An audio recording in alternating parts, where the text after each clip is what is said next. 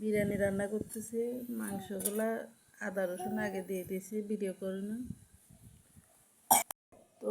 আদা রসুন মাংস আগে দিয়ে দিয়েছি আমি, ওটা ভিডিও শুরু করতে করতে দিয়ে দিলাম। এখন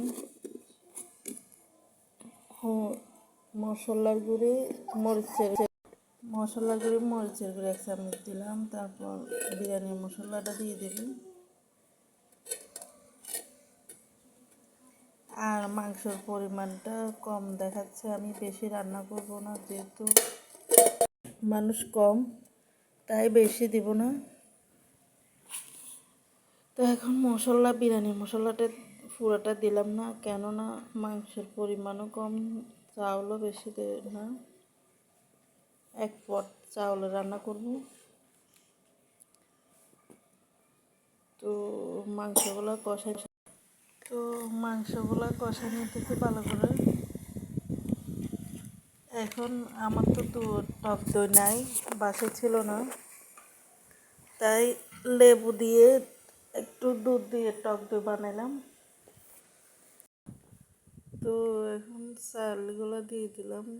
মাংস তো আগে কষা ফেলছি, ওটা এতটা ভিডিও করে দেয়, ভিডিওটা লং হয়ে যাবে, তাই এখন ডেকে দিলাম। পানি দিয়ে এখন বসাই দেব।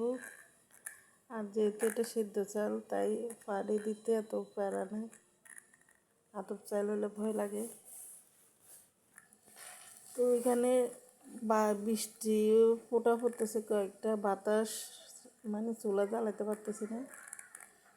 এই জানালার পাশে দেখুন কি গাছগুলো কীরকম নাড়াচাড়া করতেছে। তো তো এখন প্রচণ্ড বাতাস, এখানে রোদ আবার বৃষ্টি, দেখতেছেন পুকুরে। তো ভাতটা হয়ে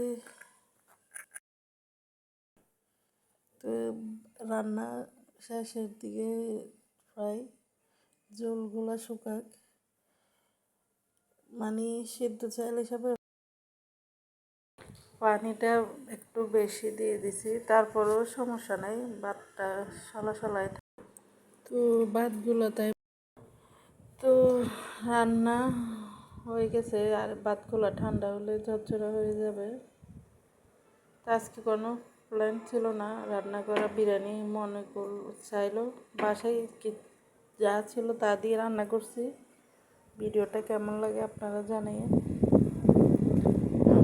মানে বাসায় যা ছিল তা দিয়ে রান্না করার চেষ্টা